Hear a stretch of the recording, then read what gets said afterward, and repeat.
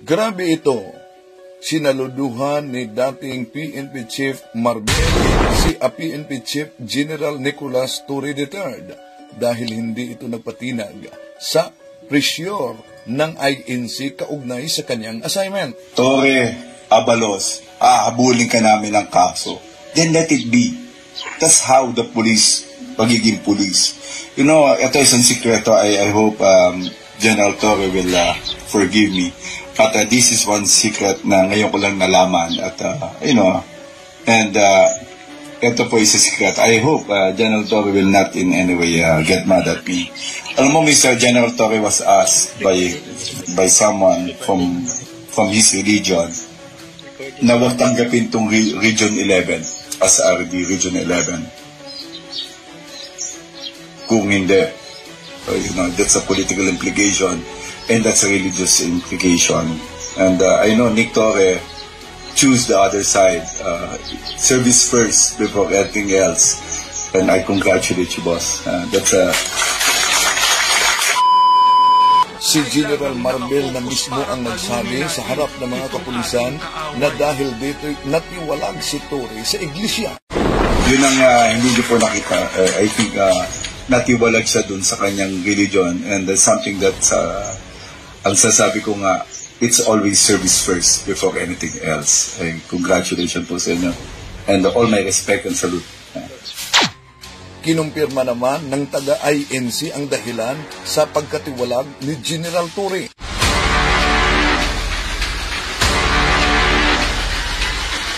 Hindi po totoo. Na? Sapagkat ngayon po, ay hindi po kaanib sa Iglesia ni Cristo si General Torre. Dati po siyang kaanib sa Iglesia ni Cristo. Dati, ibig sabihin, hindi na ngayon. Hindi na po ngayon. Again, inuulit ko po, si General Torre po, General Nicolas Torre, ay hindi naman na po kaanib ng Iglesia ni Cristo. Dati po siyang kaanib. Ayo. Kasi sa Iglesia po ay may pag-aalis no? May tinatawag pong pagtitiwalag. Kapag una, meron ka na labag. Ayan. Pangalawa, hindi ka naman naka-aktibo, di ba? Baka nga, pangatlo, meron kang mga sinuway. Yan. Di ba? Oo. So yun po, sana'y maliwanag na po sa lahat yan. Ano ang ibig sabihin nito? Nangangahulugan ba ito na ang Iglesia ni Cristo talagang pokontrolahin ang kanilang mga miyembro sa usaping serbisyo sa gobyerno at politika? Naniniwala ba kayo sa sinasabi ng ministro ni Felix Manalo na ang tiwalag sa Iglesia ni Cristo ay hindi daw maliligtas? Itiwalag ninyo ang masama ninyong kasamahan. Mga kaibigan, ito po, pansinin po ninyo. Yun pong mga napaloob sa Iglesia ni Cristo na hindi naman nakapanatiling karapat-dapat sapagkat hindi na sumusunod sa mga aral po ng Panginoon Diyos, itinitiwalag o inaalis sa Iglesia at yun ay hindi maliligtas. Pag-usapan natin ito. Itiwalag ninyo ang masama ninyong kasamahan. At itiniwalag nila si PNP Chief Nicolas Torre III. Ibig po ba sabihin, gustong ipahiwatig sa INC dahil di nasunod ang gusto nila. Batay sa pahayag ni General Marbel, kinikilala nilang masama na si Torre. Pero ito'y isang magandang pagkakataon kay General Nicolas Torre III upang magsiyasat sa tunay na iglesia na walang iba kundi ang Santa Iglesia Katolika Apostolika Romana, na ito ang palaging binanatan ng mga ministro ni Felix Manalo. How can we attain salvation of the day of judgment if we remain in the Catholic Apostolic Roman Church? The name of Christ is denied and forgotten. The name of Christ was denied and forgotten daw sa simbahang Katoliko.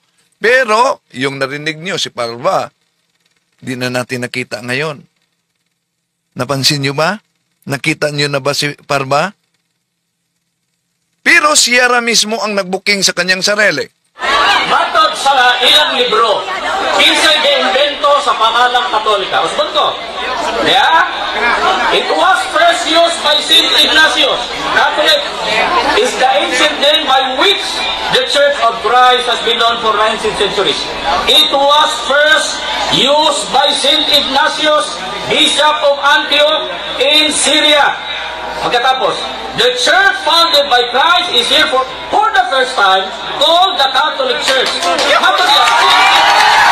Siya mismo ang nagbasa. The Church of Christ for the first time called the Catholic Church. Pagkatapos, How can we attain salvation of the day of judgment if we remain in the Catholic Apostolic Roman Church? The name of Christ is denied and forgotten. so, sa pamamagitan ng Santa Iglesia Apostolika Katolika Romana daw, ang pangalan ng ating Panginoon Jesucristo ay kinalimutan. Pero siya na mismo ang nabuking sa kanyang sarili. Tara, tatalakayin natin ito. Kasi rumalingan, pag palaging inulit-ulit ay magmukha talagang kaguluhanan para sa ating mga kapatid na kulang ang kaalaman. Ang pagkadaya ay maranasan sa iba't ibang paraan. Pero napakasakit pag madaya tayo sa pananampalataya dahil nanganib pati ang ating kaluluwa. Viva Cristo Rey! Pro Dio et Ecclesia! Kumusta? Welcome. Ito yung lingkod, Brad Windel Talibong, muling makasama ninyo sa pagkakataong ito. Sa ngalan sa Catholic Faith Defenders, kasama ninyo ako ngayon mga kapatid. Happy Sacerdotal Anniversary kay Father Darwin Gitgano, ika-10 taon na anibersaryo sa kaniyang ordination sa pagkapari sa tunay na Iglesia ni Cristo na tatag ng ating Panginoon Jesucristo na makilala sa mga katotohanan na ito ay taglay One Holy Catholic Apostolic Roman Church. Bukas din, ipagdiwang natin at isali natin sa ating prayer ang death anniversary ni Father Richmond Nelo. Naalala nyo ba si Father Richmond Nelo? Siya sana yung haharap sa debate ni Ramil Parba doon sa Nueva Ecija, mga kapatid. Si Father Darwin, ako at ang team natin, sila si Brad Paul Alema, ang mag-assist kay Father Nelo. Pero, habang naghanda siya para sa misa, binarel at napatay sa loob mismo ng kapilya si Father Nelo. Bukas tatalakayin natin ito mga kapatid. Inaniyahan natin ang ating mga suking taga-subaybay. Huwag kalimutan na pindutin ang like sa ating live at huwag ding kalimutang mag-subscribe at pindutin ang bell button para updated kayo sa ating talakayan, mag-comment at i-share ninyo. Pero acknowledge muna natin ang ating mga suking taga-subaybay ngayon na pumasok. Welcome sa inyo. No? Sa lahat nating mga taga-subaybay, Raquel diyan sa Dubai, si Juicy Alcarans, kumusta kayo? Lalo na yung kaibigan nating pari diyan sa St. Mary sa Dubai, no? Si Juicy Alcaraz sa Bulacan, si Aaron, si kapatid na Shadow Kun, Margie Saligan, Leslie Valdez, si Margie Saligan, si Daniel Garcia, si Erlinda Lapay, si Shadow Kun, at sa Christian Vardy, Arthur Sabari, no? Si Muslim Islam. Good evening, Bro Windel, Pag-ibig, at si Rebecca Nabong, sa lahat natin mga kapatid na sumusubaybay. Maraming salamat po kay kapatid na Jeffrey Tohino sa Stars, si Vil Aver Love Eli, si Alito Letoy, Joseph Gelio, Emelda Rolion Rada Mazo, sa San Fernando, Romblon. At sa lahat ng mga kapatid na sumusubaybay sa ating live streaming, si RG Diopino diyan sa St. Martin, Villanueva, Misamis Oriental, Clark Opeldesia sa KSA, si Christy Concepcion Sherot sa Pasig, RG Saligan, happy sacerdotal anniversary kay Father Darwin. Rebecca Nabong, happy 10th sacerdotal anniversary Father Darwin. Si Boy Mix TV sa Middle East, si Adun Budal. Good evening mga brothers and sisters. Happy viewing to all Catholic faith defenders. Si Muslim Islam Clark, meron bang Roman Catholic Church diyan sa Saudi Arabia? Pakisagot. Si Juni Damor, good evening po bro Windel. Si Explorer 21, shout out lahat sa mga Negros Oriental. Si Raquel, si Father Lini Escalada po bro Windel sa yes, si Father Lini Escalada, isang Franciscan. Nagkakita kami diyan sa St. Mary. Regards ko. At nagsubaybay si Father natin. Father Lini Escalada. Sa isang Franciscan. Si Annie de la Cruz, Analisa Uso, at sa lahat nating mga kapatid na sumusubaybay sa ating live streaming. Okay? Di na natin pa tatagalin pa mga kapatid. Sinuway ni bagong PNP Chief Nicolas Torre III ang INC dahil may gusto sila na dapat ayon kay General Marbel, balik muna natin bago natin sasagutin si Parma. Grabe ito. Sinaluduhan ni dating PNP Chief Marbel si PNP Chief General Nicolas Torre III dahil hindi ito nagpatinag sa pressure ng INC kaugnay sa kanyang assignment. Torre, Abalos, habulin ka namin ng kaso. Then let it be. That's how the police, pagiging police. You know, ito isang sikreto. I hope General Torre will forgive me. But this is one secret na ngayon ko lang nalaman. At, and ito po is a secret. I hope General Torre will not in any way get mad at me. Alam mo, Mr. General Torre was asked by someone from his religion na wag tanggapin itong Region 11 as RD Region 11. Kung hindi, that's a political implication and that's a religious implication. And I know Nick Torre choose the other side, service first before anything else. And I congratulate you, boss. That's a...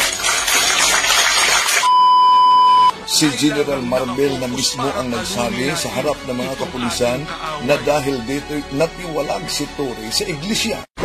Yun ang hindi ko po nakita. I think natiwalag siya dun sa kanyang religion, and that's something that ang sasabi ko nga, it's always service first before anything else. Congratulations po sa inyo, and all my respect and salute. Kinumpirma naman ng taga-INC ang dahilan sa pagkatiwalag ni General Torre.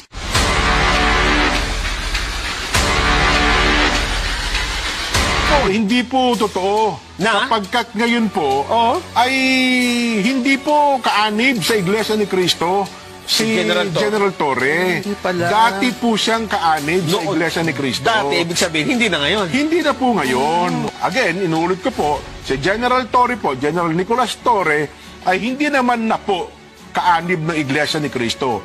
Dati po siyang kaanib. Ayo. Kasi sa iglesia po ay may pag-aalis eh. No? May tinatawag pong pagtitiwalag. Kapag una, meron ka na labag. Yan. Pangalawa, hindi ka naman naka-aktibo, di ba? Oho. Baka nga, pangatlo, meron kang mga sinuway. Yan. Di ba? Oo. So yun po, sana'y maliwanag na po sa lahat yan. Ano ang ibig sabihin nito? Nangangahulugan ba ito na ang Iglesia ni Cristo talagang pokontrolahin ang kanilang mga miyembro sa usaping serbisyo sa gobyerno at politika? Naniniwala ba kayo sa sinasabi ng ministro ni Felix Manalo na ang tiwalag sa Iglesia ni Cristo ay hindi daw maliligtas? Itiwalag ninyo ang masama ninyong kasamahan. Mga kaibigan, ito po, pansinin po ninyo. Yun pong mga napaloob sa Iglesia ni Cristo na hindi naman nakapanatiling karapat-dapat sapagkat hindi na sumusunod sa mga aral po ng Panginoon Diyos, itinitiwalag o inaalis sa Iglesia at yun ay hindi maliligtas. Pag-usapan natin ito. Okay. So, itiwalag ninyo ang mga masasama ninyong kasamahan. Ibig ba sabihin, dahil si General Torre ay natiwalag, kinikilala ng INC na tatag ni Felix Manalo na masamang kasamahan nila dahil lang sa ayon kay General Marbel, di sinunod ang payo na wag daw tanggapin ang kanyang assignment sa Region 11. Pero mas napakaganda naman pag matiwalag sa iglesyang tatag ni Felix Manalo, mga kapatid. Dahil ito'y isang pagkakataon sa paghanap at pagsayasap sa tunay talaga na iglesia tatag ng ating Panginoon Jesucristo. At alam nyo naman yan, kung anong iglesia ang tatag ng ating Panginoong Jesucristo na mismo ang mga ministro ni Felix Manalo ang nagpatunay na ano daw ang iglesyang tatag ng ating Panginoong Jesucristo. Walang iba, kundi pakinggan natin ang mga ministro ni Felix Manalo. Mali po ang pagkaunawa nitong si Talibong. At ang Iglesia Katolika bilang isang organisasyon o samahang pangrelihiyon, yan po ang organisasyon. Pagka sinusi pabalik, yan ang dating Iglesia ni Cristo. Yan ang dating Iglesia ni Cristo. Yan ang dating Iglesia ni Cristo. Hindi po totoo yan. Mali po ang pagkaunawa nitong si Talibong. Talaga pong ang Iglesia Katolika Apostolika Romana, talaga pong sa pasimula, yan ang Iglesia ni Cristo. Yan. Sa pasimula, itong Iglesia Katolika, yan ang Iglesia ni Cristo. May mga nag-react sa comment, mga kapatid section, na Talibong, bakit sinabi mo Iglesia ni Manalo? Wala namang mabasa na Iglesia ni Manalo, nakarehistro, Iglesia ni Cristo. Totoo naman, ang nakarehistro, Iglesia ni Cristo, sa Articulos de Incorporación Parapol 4, Aquilos Fundadores de esta Asociación son Felix Manalo, that the founders of this organization, isa na si Felix Manalo. Pero, dahil si Manalo, ito'y tinatawag na Iglesia ni Manalo. Nakasulat yan kahit sa Pasugo Magazine na inilabas noong January, Pebrero 1980 na ang may akda ay si Bida Abulok. Ito po ang ating mabasa. Now, the problem of many people is the Church of Christ, Iglesia ni Cristo, in the Filipino vernacular, which emerged in the Philippine government. And July 27, 1914 ito. Sandali, 1914. Ito ang mabasa natin, mga kapatid. 1914.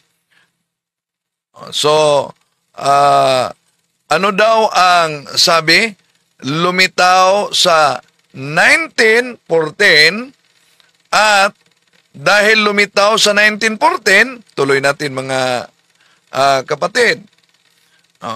These people believe that the founder of this church was our late Brother Y.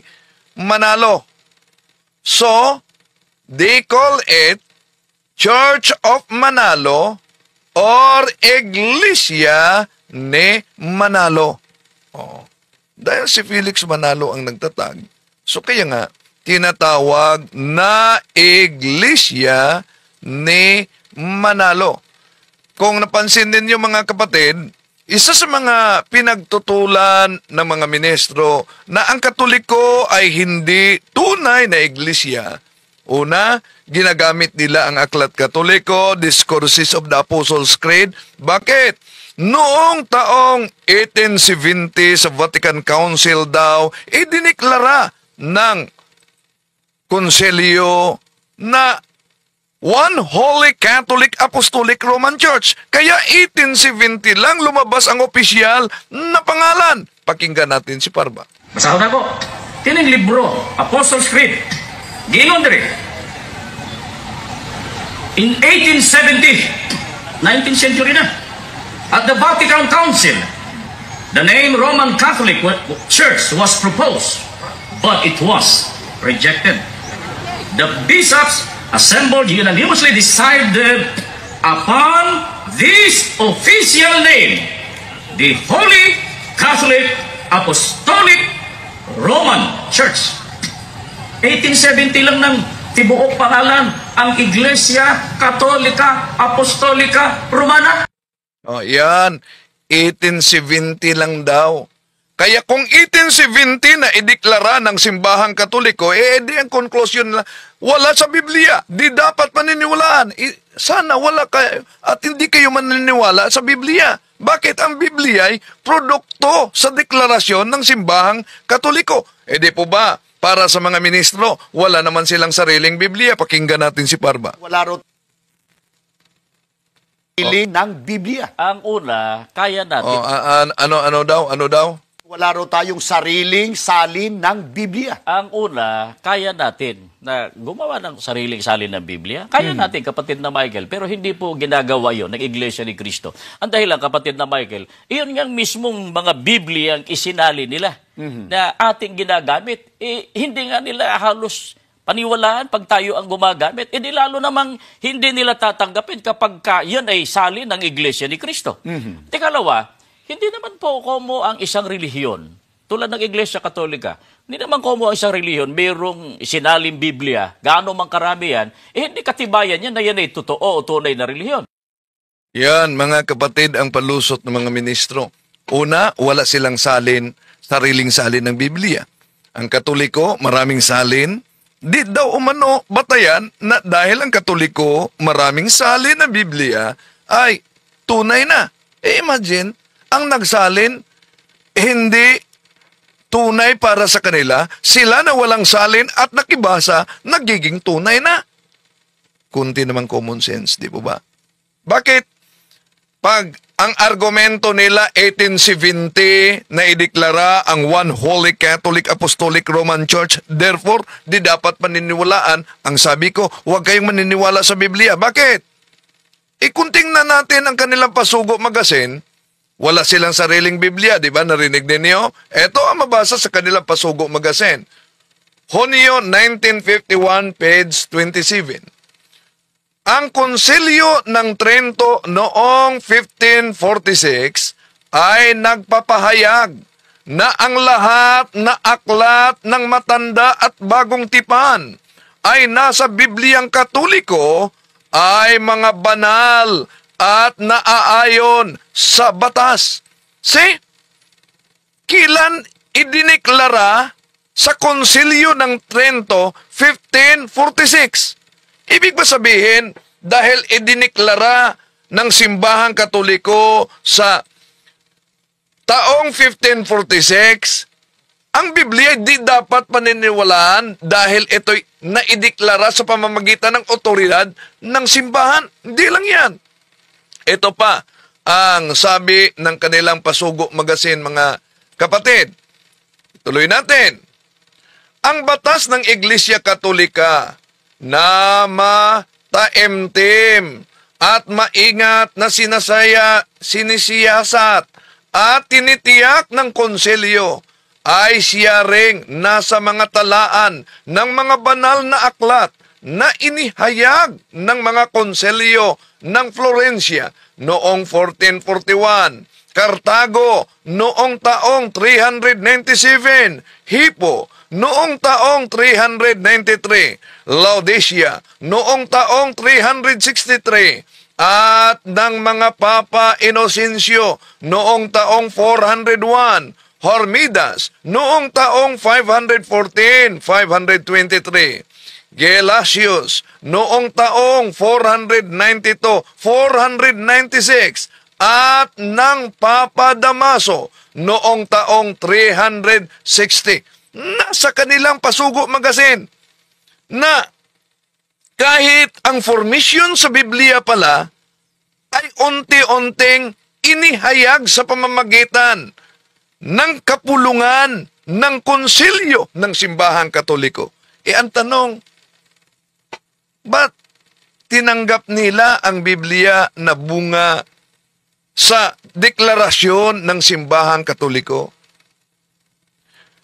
Dahil para sa kanila mga kapatid, sola scriptura, Bible alone. Dapat ang nakasulat lamang sa Biblia ang paniniwalaan. Ang di mabasa sa Biblia ay di dapat paniniwalaan. Tanong, wala namang mabasa sa Biblia na natalikod ang unang iglesia. Di po ba? Pero ba't itinuro nila yan? Tanong, ang unang mga Kristiyano ba sa panahon ng mga apostol, di ba sila nagsagawa ng pagpupulong? At kung ano man ang kanilang napasyahan sa pagpupulong, di ba nila sinabi na ito ang sundin ninyo? Tulad lang ba sa mga Iglesia ni Cristo na dapat mabasa sa Biblia at pasugong magasin? Tingnan po natin mga kapatid ang Gawa ng mga Apostol, Kapitulo 16, versikulo 4. Ito po ang mabasa. Sa bawat lungsod na kanilang dalawin, ipinaalam nila sa mga kapatid ang pasya ng mga apostol at mga pinuno ng iglesia sa Jerusalem at inootos na sundin iyon. Ano daw? Yung pasya sa pagtitipon sa konselyo ng Jerusalem, ipinaalam at sundin yon. Kaya nga, sino ba ang merong kaugnayan talaga at nagpatuloy na konselyo? Ang Simbahang Katoliko. At ang Biblia na kinopya nila mga kapatid, produkto yan. Ulitin ko, produkto yan sa tunay na iglesia. Nakita nyo naman ang pahayag mismo ng mga menestro sa Pasugo Magasin nila. At sila'y walang sariling Biblia, di po ba? Wala raw tayong sariling salin ng Biblia. Ang una, kaya natin na gumawa ng sariling salin ng Biblia. Kaya natin, kapatid na Michael, pero hindi po ginagawa yon ng Iglesia ni Cristo. So, hindi ginagawa ng Iglesia ni Cristo. Therefore, nangungopya lang sila. Now, ngayon, isa sa mga pinagdikdikan talaga nila na argumento na ang Katoliko ay hindi tunay na iglesia, mga kapatid. Alam niyo, yung aklat Katoliko na Discourses of the Apostles' Creed na ginagamit ni Ramel Parba. At sa, iwan ko kung ngayon, sino na ang kapalit ni Ramel Parba na national debater nila, no? Kung merong public debate. Matagal na, walang naganap na public debate sa INC, di po ba? Pero welcome na welcome kung may invitation na makipagdebate ang mga ministro dahil meron sanang debate yung kay Father Richmond Nilo doon sa kanilang diocese. At ako, si Father Darwin at mga kasama, si Brad Eric Romero, si Brad Paul Alema ang mag-assist kay Father Richmond Nilo. Pero Hunyo 10, habang nagmimisa siya sa loob ng kapelya, binarel at napatay. Kaya nagpunta talaga kami doon, mga kapatid. So bukas, ang anibersaryo ni Father Richmond Nilo. Balikan muna natin si Parma sa aklat katolikong ginagamit nila. Basahon ako. Kining libro, Apostles' Creed. Giinon diri. In 1870, 19th century na, at the Vatican Council, the name Roman Catholic Church was proposed, but it was rejected. The bishops assembled unanimously decided upon this official name, the Holy Catholic Apostolic Roman Church. 1870 lang ng tibuok pangalan ang Iglesia Katolika Apostolika Romana.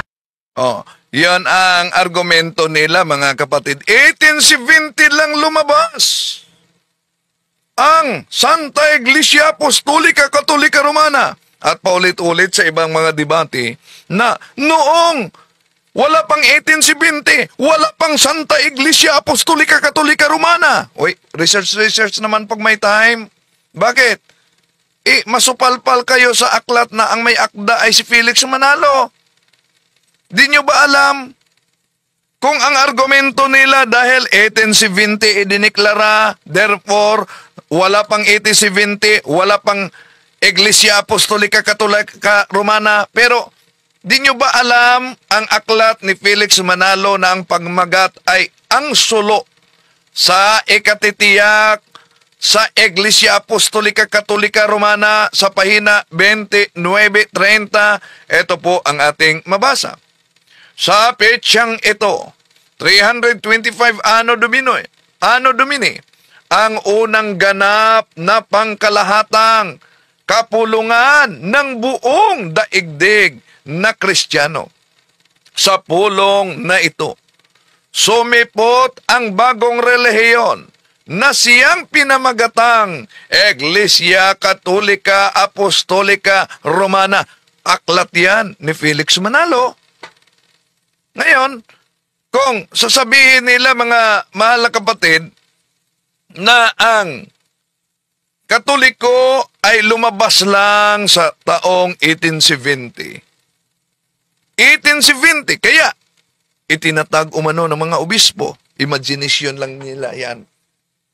Ano po ba ang iniwasan nila sa naturang aklat na binasa? Ito kasi ang iniwasan. In 1870 at the Vatican Council, the name Roman Catholic Church was proposed. But it was rejected.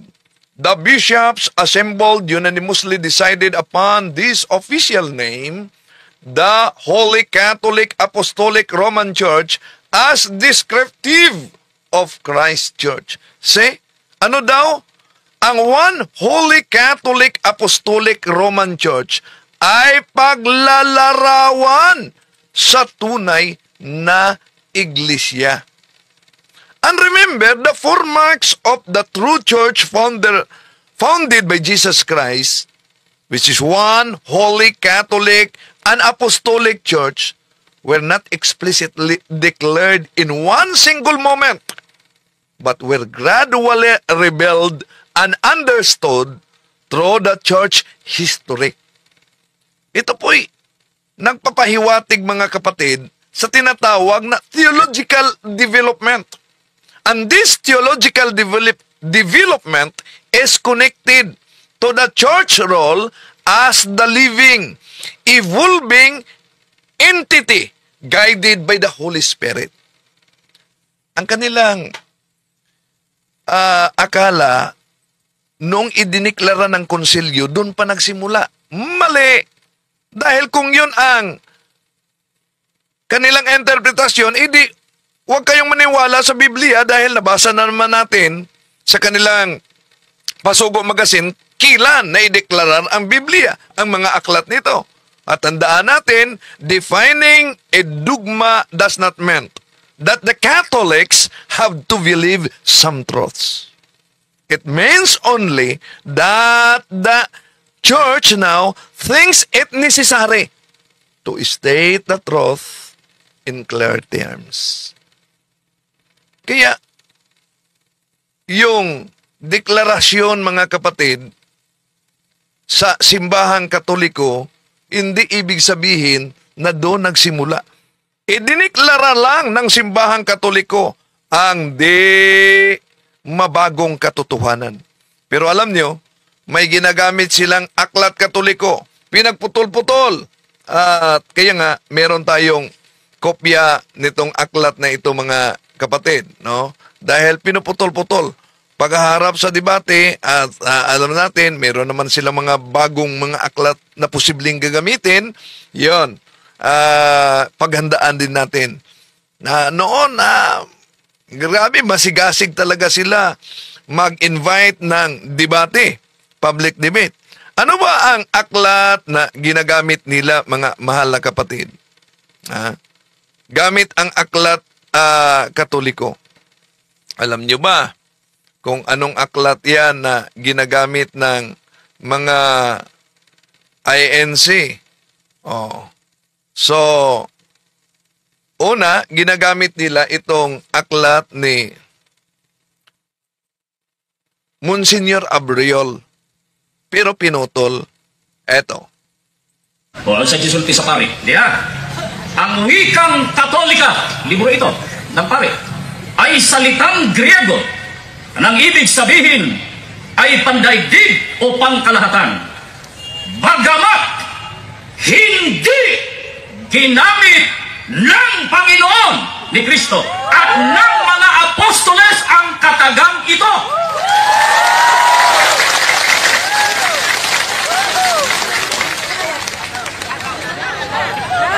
Ayan.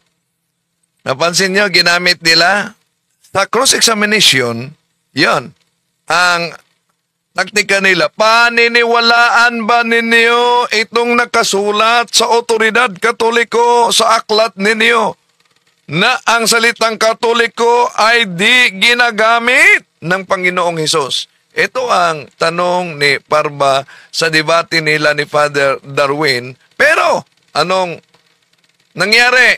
Abay, sa Cebuano pa, sakspan! Huling-huli! Dahil may karugtong.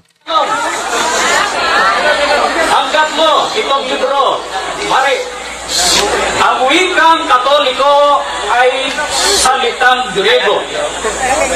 Ibig sabihin, pangkalahatan. Bagamat hindi ginamit ng Panginoon o ni Kristo at ng mga apostol ang katagang ito. Tanggap mo ito, hindi? Oo na nga, ay inon ako kaganina ha. Nga rin na to botlon. Oo, natubag ko, Mr. Moderator. Atong tiwason. Tiwason na to.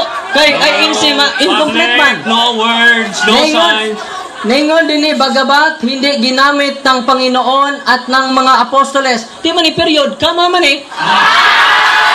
Anong imo mang i-period? Mo nang ma-period, imong pagsabot. Padayon. Katagang ito ang diwa ng kanilang mga gawain at utos ay Katolika o pangdaigdigan at pangkalahatan. Inyong gawing alagad ang lahat ng bansa. So klaro, Catholic. Iritso lang lagi basa. Mo lang aaron makumpleto, parang dili ma-incomplete ba? INC. Yan, huling-huli ni Father Darwin, mga kapatid. No? At ni-research talaga nila gamit itong mga aklat Katoliko, itong mga aklat na ito, no? Na ginagamit nila para pinag-chap-chap talaga nila ang Katoliko, dahil una, yung aklat na ginagamit na the word Catholic was first used by St. Ignatius, Bishop of Antioch. Balikan muna natin, mga kapatid. Matod sa ilang libro, kinsay gi-invento sa pangalang Katolika. Usbon ko. Yeah? It was first used by St. Ignatius. Catholic is the ancient name by which the Church of Christ has been known for 19 centuries. It was first used by St. Ignatius, Bishop of Antioch in Syria. Pagkatapos, the church founded by Christ is here for the first time called the Catholic Church.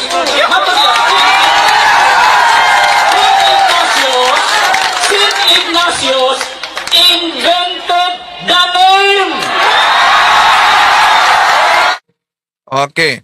Una, paulit-ulit nilang binanggit mga kapatid na St. Ignatius invented the name. Tandaan natin, noong itinatag ng ating Panginoon Jesucristo ang iglesia nang sinabi niya kay San Pedro, ap inaamar na lak datu kepa weladi kepa ebneliti, itigo di ko kiato is Petros, et soperam Petram idipicabo iglesia miam, et portain pirinun prebiblabot adversus iam. Kago di soy liguhoti su iye Petros, kay ipitaw ti Petra o ikudumi sumonte eklesia. Ang tanong, iyon po bang pagsabi ng ating Panginoong Hesus, and so I tell you Peter, upon this rock I will build my church. Sino ang nag-imbento sa tinatawag na distinctive name, paglalarawan sa simbahan na yan, Roma 16:16, na tinatawag All Churches of Christ? Sino? Di po ba si San Pablo? Dumaan ang ilang mga taon bago tinawag ni San Pablo na Churches of Christ. Ibig po ba sabihin dahil inimbento ni San Pablo ang Churches of Christ sa Roman 16:16, si San Pablo na ang founder? Ngayon balikan natin. Sino ba si San Ignacio na paulit-ulit na binanggit ng mga ministro? Dapat alam ninyo mga kapatid. Sino si San Ignacio? Ito po sa napakalumang aklat na ang pamagat ay The Church and the New Testament sa pahina 229. Ito ang ating mabasa mga mahal na kapatid. The work had been taken on by successors long before the death of John, but the sub-apostolic age only really begins when the revelation of the apostles closes. Probably, the most outstanding figure of this time, immediately after the apostles, is Ignatius, the second bishop of Antioch, after the departure of St. Peter for Rome. He had been a disciple of St. John at Ephesus, together with St. Polycarp, who became bishop of Smyrna. Ano daw? Sino daw si San Ignacio? Malinaw ang nabasa natin sa kasaysayan sa aklat mga kapatid. Si San Ignacio ay alagad at disipulo ni San Juan. So, sa pagbanggit nila na the word Catholic was first used by St. Ignatius, Bishop of Antioch, abay, nagpapahiwatig mga kapatid na ang simbahang Katoliko talaga ang may kaugnayan sa iglesyang tatag ng ating Panginoong Hesukristo. Kaya napansin nyo naman, binanggit mismo ng mga ministro ni Felix Manalo, di po ba, na ang Iglesia Katolika sa pasimula ay siyang unang iglesia ni Kristo. Okay. So, balikan natin. St. Ignatius, siya ay disipulo ni San Juan. Kaya diyan pa lang mga kapatid, makita natin na ang simbahang Katoliko ay may kaugnayan talaga sa kasaysayan sa mga apostol. ang paggamit ng INC sa mga aklat Katoliko na mabasa ang Iglesia ni Cristo at inaagaw nila, yun po'y pag-i-squat sa katotohanan. At, hindi lang yan, ginamit pa nila ang iba pang aklat Katoliko. Itong aklat Katoliko na The Creed, parang The Creed ang ginagamit dito ni dahil sa salitang apostolic, pakinggan natin. Yan ka ng terminong apostolika. Diyan managi dugang.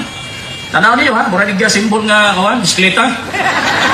Dili ko na personal ha. Di mo ko ba mag-invento og sakyanan ka jeep. Bisikleta na ko hibawan. O diyan. Ginoon dire, pahina sa 62. Diin naman po gidusok, gisulot kanang terminong apostoliko. Libro ni sa Simbahan Katolika. Ginoon dire, ang Credong Nicea, Nicene Creed. Yan ay 325 AD. Sa konsilyo sa Nicea, yung Nicea, yan ang Iznik, Turkey. Karon, ang salitang apostoliko ay idinagdag sa pagsasalarawan sa simbahan. Diin gidugan ng terminong apostoliko. 325 lang na, konsilyo sa Nicea. So, Katolika, almost year 110. 325, apostolika. Okay, yun. Pinag-chop-chop yung mga aklat Katoliko at doon lang dinagdag. Bakit kung balikan natin ang aklat mismo ng INC? Di po ba kahit ang Biblia, iba't ibang pagkakataon, iba't ibang taon, iba't ibang konsilyo na ideklara ng Simbahang Katoliko at nakasulat yan sa kanilang Pasugo Magazine. Pero ang tanong, pag idineklara ng Simbahang Katoliko at para sa kanila ay di dapat tanggapin dahil bunga ng deklarasyon ng simbahan sa iba't ibang pagkakataon, bakit tinanggap nila ang Biblia at kinopya nila? Balikan natin, kailan ba yung idineklara ayon sa kanilang pasugo ang matanda, lumang tipan at bagong tipan? Ito mga kapatid. Pasugo, Hunyo 1951, page 27. Ang konsilyo ng Trento noong 1546 ay nagpapahayag na ang lahat na mga naaklat ng matanda at bagong tipan ay nasa Bibliang Katoliko ay mga banal at naaayon sa batas. Nasa Pasugo Magazine nila yan. Ano daw? Ang mga aklat sa bagong tipan at sa lumang tipan, sa matandang tipan, ay idineklara ng Simbahang Katoliko na ito'y mga banal at naaayon sa batas. Ibig ba sabihin, kung ang kanilang argumento na ang One Holy Catholic Apostolic Roman Church ay idineklara, so therefore doon nagsimula ang naturang pangalan? Hindi. Idineklara lang ang di mabagong katotohanan. Tulad sa nabasa natin sa kanilang Pasugo Magazine na ang Konsilyo ng Trento noong 1546 ay nagpahayag na ang lahat na aklat ng matanda at bagong tipan na nasa Bibliang Katoliko ay mga banal at naaayon sa batas. Ngayon, kung ang argumento nila noong 1870, lumabas ang One Holy Catholic Apostolic Roman Church. Tingnan nyo, sa Konsilyo ng Trento, 1546, ibig po ba sabihin dahil idineklara ang mga aklat ng matanda at bagong tipan na nasa Bibliang Katoliko na ito'y mga banal at naaayon sa batas, ang kanilang pagiging banal ay nagsimula lang sa taong 1546? Yun po ba ang ibig sabihin, mga kapatid? At di lang yan. Ito pa, ginagamit nila na aklat. Yan ka ng Romana, Pabalik na sa libro, sa gayon naman direct, Roman Catholic, Brother Edward Taylor. Nakibaw na si Brother Sok ini. The Council of Trento. Kung tanaw ninyo sa ilang mga konsilyo, 1545 AD yun. AD ha? 1545, 16th century. Ano sa ba nakaabot diri si Magellan? 1521. Sabi ninyo sa Gidugang, the Council of Trent made Roman part of the official title of the church. Ano sa aman po nang intra ng pangalang Romana? 1545 sa konsilyo sa Trento. So layo ang diferensya. 110, 325, tapos 1545. Nakasunod na ang Katolisismo diri. That was 1521. Sa pamamagitan ni Magellan, nakasunod na ang iglesia. Pero that time, wala pa dahil ng pangalang Romana. Wala pa. O yan. Noong taon na yan, wala pa daw ang pangalang Romana. Kaya ang maipayo natin kay Ramil Parba, research naman pag may time. Bakit? Para di ka masupalpal sa aklat mismo ni Felix Manalo. Bakit? Anong sabi ni Felix Manalo sa kanyang aklat? Wala ba ang salitang Romana? Ha? Okay, balikan natin ang aklat ni Felix Manalo, mga kapatid.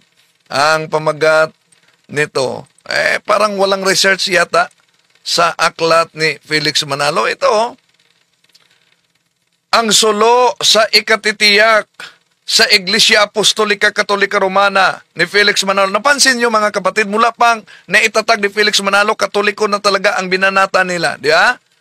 Ito, sa pitsang ito, 325 Anno Domini, ang unang ganap at pangkalahatang kapulungan ng buong daigdig makristyanismo. Ito ang nagpapakilala ng tiyak na pagpasok sa iglesia ng mga Kristiyano. Sa pulong na ito, sumipot ang bagong relihiyon na siyang pinamagatang Iglesia Katolika Apostolika Romana. Sabi ni Parba, wala pang Iglesia Apostolika Katolika Romana. Samantalang ayon kay sa amo niya, si Felix Manalo, 325 Anno Domini, may Santa Iglesia Apostolika Katolika Romana. Ang tanong ngayon, mga mahal na kapatid, dahil ginamit nila ang salitang apostolic, no? Ibig sabihin na ang tunay na iglesia ay must be apostolic in origin. Meron talagang unbroken line of succession tulad sa nabasa natin. Kaninong alagad, disipulo, si St. Ignacio. Disipulo na siya ng Juan. Kaya yung pagbanggit nila na the word Catholic was first used by St. Ignatius, Bishop of Antioch, yun ay malinaw na pinatunayan nila mismo batay sa aklat at sa kasaysayan na ang simbahang Katoliko ang tunay na iglesyang tatag ng ating Panginoon Jesucristo. Di lang yan. May aklat Katoliko pa na ginagamit nila. Anong daw?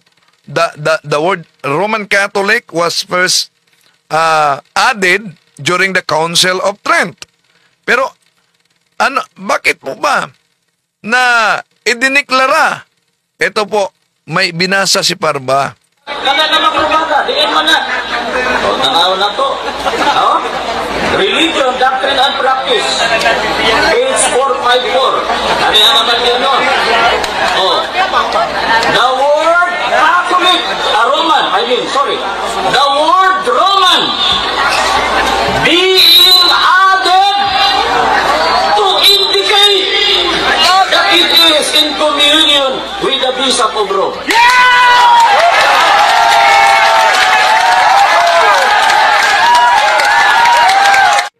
Ayan, malinaw. Sa binasa niya, the word Roman being added to indicate Napakalinaw yung binasa ni Parva, kaya nagsisigawan ang mga tao, mga kapatid, sa binasa niya. Ano daw? Okay, balik muna natin ang binasa ni Parva. Kaya naman kumbaga, diin man na. O, tanaw na to. Religion, Doctrine and Practice. Page 454. Ano yan naman yun, no? The word Catholic, the word Roman being added to indicate that it is in communion with the Bishop of Rome.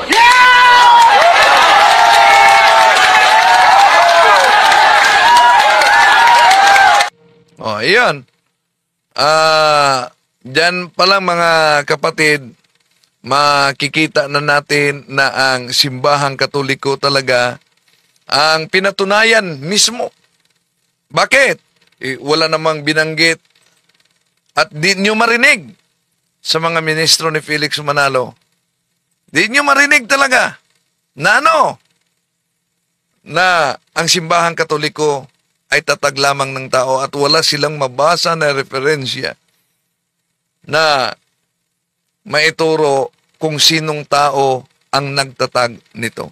Kaya sa mga kapatid natin na nasa Iglesia ni Cristo tatag ni Felix Manalo, ito ay isang pagkakataon, huwag niyong isarado ang inyong isipan.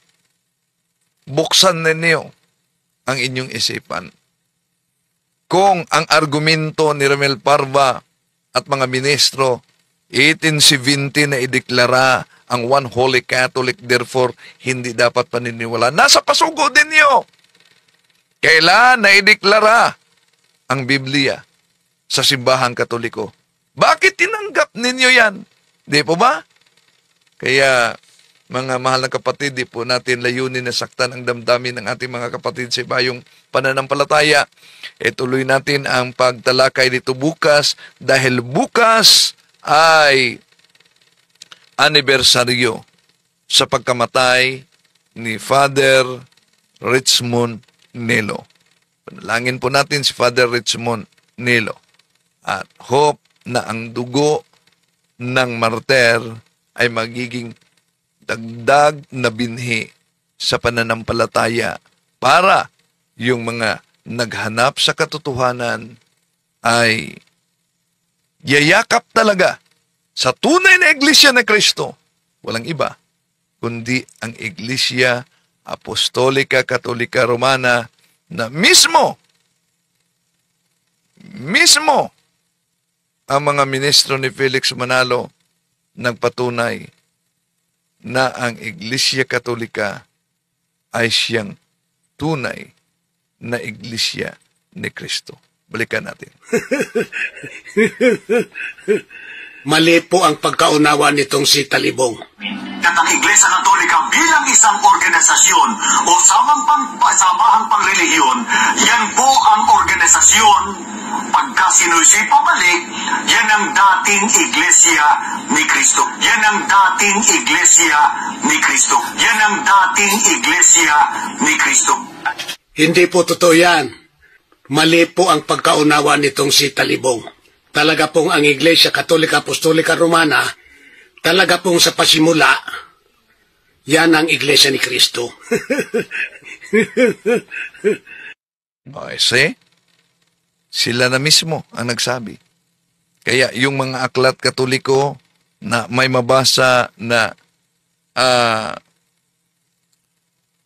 Iglesia ni Cristo, pagkatapos inaagaw agad na kami yan! Kami ang tinutukoy ayon sa naturang aklat. Yan mga kapatid. Mag-ingat talaga dahil iyon ang pag-i-squat sa katotohanan. At dahil lang mabasa ang Iglesia ni Cristo, mga Iglesia ni Cristo, sa Roma 16:16, yun, inaangkin na nila. Pero nasa kanilang aklat, truly Romans 16:16 refers to the first church of Christ. Hindi. kung ang Roma 16:16 ay tumutukoy sa unang iglesia ni Kristo, ba't inaangkin ninyo? Kami po ang nakasulat sa Roma 16:16. Kung kayo ang nakasulat sa Roma 16:16, at ayon sa Pasugo Magazine, truly Roman 16:16 refers to the first church of Christ. Ano ba ang doktrina ng INC ni Manalo sa unang iglesia ni Kristo? Di po ba sinabi, may naganap na pagtalikod sa unang iglesia ni Kristo? Kung may naganap na pagtalikod sa unang iglesia ni Kristo, at ang Roma 16:16 refers to the first church of Christ, at ang Roma 16:16 ay inaangkin ninyo, di ibig sabihin kayo ang natalikod. Common sense naman, pag may time, di po ba? So, ang mga iglesia ni Kristo, Roman 16:16, kabilang yan sa maraming example sa descriptive terms. Hindi yan kailan naging proper name sa Biblia. Para lang sabihing official name. Kaya makita natin mga kapatid, small letter ang nakasulat. Na ang nakasulat sa English Bible, Roman 16:16. At iba pang mga descriptive terms sa iba't ibang translation ng Biblia. Tapos sasabihin nitong mga mangangaral sa Iglesia ni Cristo dito sa Pilipinas na pangalang opisyal ang Iglesia ni Cristo sa Biblia. Kaya sila daw ang tinutukoy ayon sa Roma 16:16. Kaya umanib daw sa Iglesia ni Cristo dahil kahit sa Aklat Katoliko'y pinatunayan na kailangan kang aanib upang ang tao'y maligtas. Pero pinagchap-chap naman. So, the problem of the Manalos Church, Iglesia ni Cristo, is delusional when it comes the name. They can interpret the verse Romans 16:16 para lang angkinin nila mga kapatid, and in order to mislead many innocent Catholics. Kaya, mag-ingat sa tinatawag na name game deception. Bakit name game deception? Una, hindi lang ang Iglesia ni Cristo ang gumagamit sa pangalang Church of Christ. Nauna nating binanggit. May Church of Christ na itinatag ni Joseph Smith noong April 6, 1830. May Church of Christ na itinatag ni Israboth, 1836. May Church of Christ na itinatag ni Warren Ferris, 1837. May Church of Christ na itinatag ni William Chabe, 1830. May Church of Christ at marami pa na itinatag ni Hiram Page, 1846. So tingnan niyo, ang daming gumagamit sa Roman 16:16. Na mas nauna pa sa iglesyang sumulpot dito sa Pilipinas noong 1914. Ibig po ba sabihin dahil nagparehistro din sila at nagdala ng Iglesia ni Cristo, Church of Christ sa Roma 16:16, sila'y tunay na? Kaya mga kapatid, hanapin ang tunay na iglesia, walang iba kundi ang Iglesia Katolika. Sabi ng ating Panginoon, San Juan 17:17, Sanctifica ius in veritate, sermo tuos veritas es. Maraming salamat po. To make His message known is our responsibility. So here we are to pledge our lives to the Lord of eternity. I am Catholic, I am alive, I am the gospel.